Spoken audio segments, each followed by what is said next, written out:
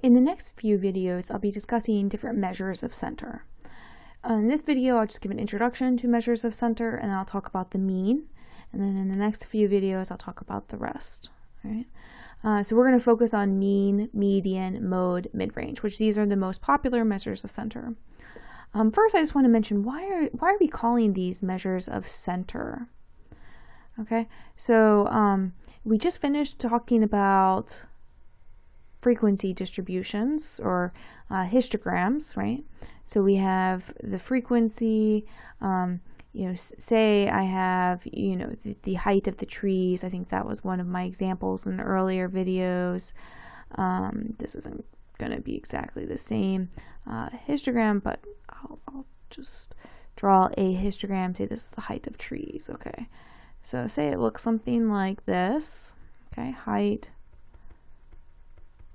of trees. All right. So what you want, so this is great. It tells you, okay, so there's some trees that are between 5 and 10 feet, but the majority of the trees appear to be in the center between 15 and 20 feet, right?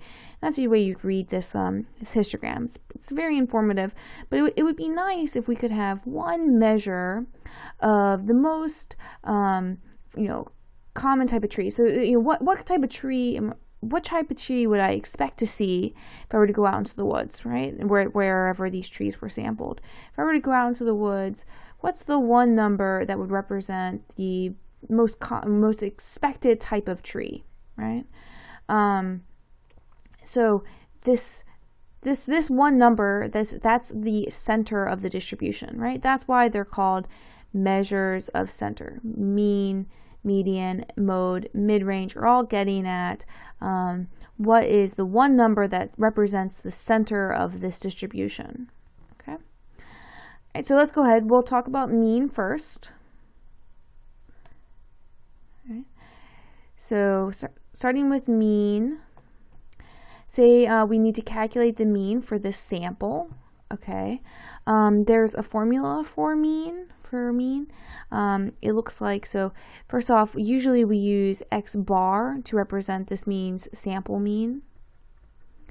Right? X bar is sample mean, and this equals the sum. That's that squiggly, that's a sigma, that's a capital sigma in the Greek alphabet. That means the sum of x is the data, right, divided by n is the sample size. Okay, so you sum up the data and you divide it by the sample size. We also have mu, which this is the population mean. Okay, we're going to talk more about mu as the semester begins, or as the semester continues. So let's go ahead and introduce it now. So mu, this is the population mean. You'll notice really the only difference in the formula is that it's divided by this capital N. So that's divided by the lowercase n. And so capital N is the population size. Little n is the sample size. So you sum up all the data in the population divided by the total population size. That's how you get the population mean. This symbol is mu, the Greek letter mu. Okay, so X bar sample mean, mu population mean. X bar, since it's a sample mean, is a statistic, and mu, since it's a population mean, is a parameter. Right. Okay, so let's go ahead and calculate the sample mean for this data we have here. Go ahead and pull out your calculator. Let's clear it out. So first thing we need to do is sum up all the data. So sum it up. 10 plus 3 plus 4 plus 5 plus 7 plus 8 plus 10. It's 47. Okay, then divide that by the sample size. If you count up, there's 7 observations there. So divided by 7, okay, 6.7. We'll go ahead and round to 1 decimal place. So 6.7. Right. Now let's calculate the mean for this data, and we've added one observation, 24. Right. So The sum is still, some of the first 7 numbers is 47, but now we've added on this new observation of 24. Right? And now we have 8 observations as opposed to only having 7. Right? I'm going to round to 1 decimal, so that would be 8.9. Rounds it up, right? So now x bar is 8.9. Okay. So let's talk about the advantages and disadvantages of the sample mean. One of the main advantages is that it's very reliable in the sense that, so say we had a population, right?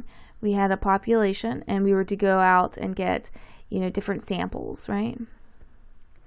And from each of the samples, we would calculate an x bar, right? So we get lots of different samples and calculate x bar every time. Sample, calculate x bar from your sample. Okay, so lots of samples, lots of different x bars.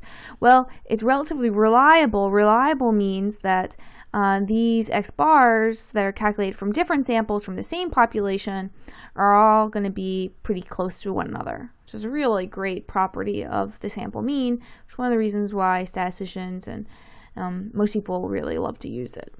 Okay, the second advantage is that it takes advantage of every data point. So every data point gets incorporated in the calculation because you sum up all the data points and you divide it by the sample size. Okay, so that's a great advantage as well. Next, the disadvantages. Well, it's very sensitive to every data value. Well, because it takes every data value into consideration, it's very sensitive to every data value, and one extreme data value can dramatically change the sample mean. Now, that's kind of what happened here. You see, the sample mean here was 6.7, and then here is 8.9. That's quite a bit different. What happened is we added in an extreme outlier, right? This 24. 24 is quite a bit different than the rest of the data. So by adding in this extra observation, we've changed the sample mean quite a bit, which is basically the main disadvantage of the sample mean, is that it is not a resistant to outliers. It is not a resistant measure of center.